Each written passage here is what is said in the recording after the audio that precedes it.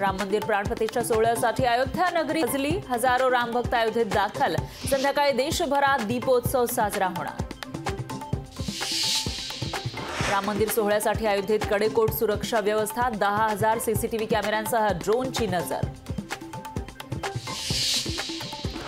मुख्यमंत्री दोन्ही उपमुख्यमंत्री आज अयोध्येत जाणार नाही। नंतर मंत्रिमंडळासह रामलल्लाचं दर्शन घेणार। मुख्यमंत्री शिंदेंचं ट्विट। उद्धव ठाकरे आज नाशिक दौऱ्यावर। उद्धव ठाकरे नाशिकच्या काळाराम मंदिरात घेणार दर्शन। ठाकरे गटाचं उद्या नाशिकमध्ये राज्यव्यापी अधिवेशन। श्रीरामाच्या मूर्तीचं डोळ्याचं पारणं फेडणारे रूप आलं समोर। कर्नाटकचे मूर्तिकार अरुण योगीराज यांनी घडवली मूर्ती। मूर्तीवरील प्रत्येक चिन्ह विशेष प्रकारच्या ऊर्जेचं प्रतीक।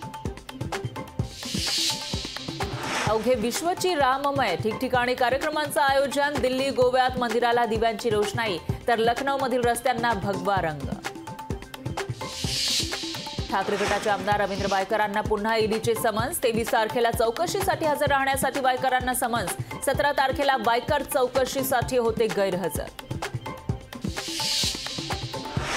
फेब्रुवारीत मराठा आरक्षणासंदर्भात विशेष अधिवेशन घेणार। जरांगेंनी आंदोलन थांबवलं पाहिजे। आंदोलनानं जनतेला त्रास होणार। मुख्यमंत्री शिंदेंचं वक्तव्य। मनोज जरांगेंच्या आंदोलनाचा आज तिसरा दिवस। आरक्षण घेऊनच येणार जरांगेंचा निर्धार। 26 जानेवारीला भगवं वादळ मुंबईत धडकणार।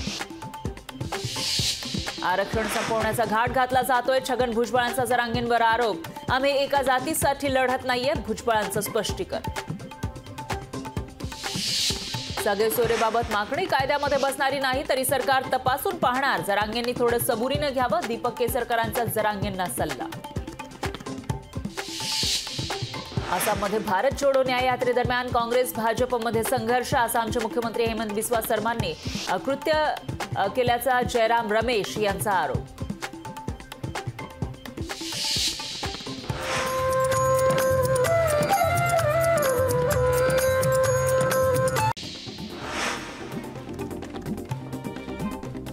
अयोध्येतील राम मंदिराचा मुख्य दरवाजा उघडला। निमंत्रित पाहुण्यांची मंदिरात जाण्यास सुरुवात। थोड्याच वेळात रामलल्लाच्या पूजा विधीला होणार सुरुवात। प्राणप्रतिष्ठा सोहळ्यानिमित्त संत ज्ञानेश्वर महाराज समाधी मंदिरावर आकर्षक विद्युत रोषणाई। संस्थान कमिटीच्या वतीनं धार्मिक कार्यक्रमांचं आयोजन। अभिनेते अमिताभ बच्चन अयोध्येसाठी रवाना। अयोध्येतील प्राणप्रतिष्ठा सोहळ्याला अमिताभ बच्चन राहणार उपस्थित। रामाच्या प्राणप्रतिष्ठा सोहळ्याच्या पार्श्वभूमीवर किल्ले रायगडावर अभिषेक पूजन। अयोध्येवरून आलेल्या पवित्र अक्षता गडावरील देवता आणि शिवरायांच्या समाधीस्थळी। रामलल्लाच्या प्राणप्रतिष्ठेनिमित्त सर्वत्र उत्साहाचं वातावरण। रामाच्या स्वागतासाठी लातूर शहरही सज्ज। लखलखत्या विद्युत रोषणाईनं उजळून निघालं लातूर शहर। चिपळूणमध्ये 15 किलो रांगोळीच्या माध्यमातून साकारली राम आणि राम मंदिराची प्रतिकृती। 20 बाय 10 फूट आकाराची रांगोळी। रांगोळी काढण्यासाठी लागले तब्बल 55 तास। भिवंडीत राम मंदिर प्राणप्रतिष्ठा सोहळ्यानिमित्त जल्लोषाचं वातावरण। मंदिर परिसरात विद्युत रोषणाई। ग्रामस्थांमध्ये उत्साहाचं वातावरण। येवल्यातील कलाकारांना रामफळावरच रेखाटले। श्रीराम, सीता, लक्ष्मण, हनुमान आणि राम मंदिराची कलाकृती। अनोखी कलाकृती पाहण्यासाठी नागरिकांची गर्दी।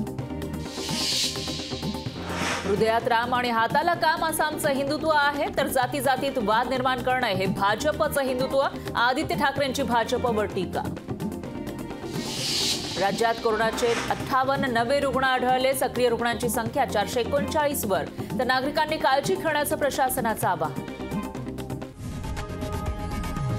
लोकशाही मराठी ऐका, पहा, जागरूक रहा।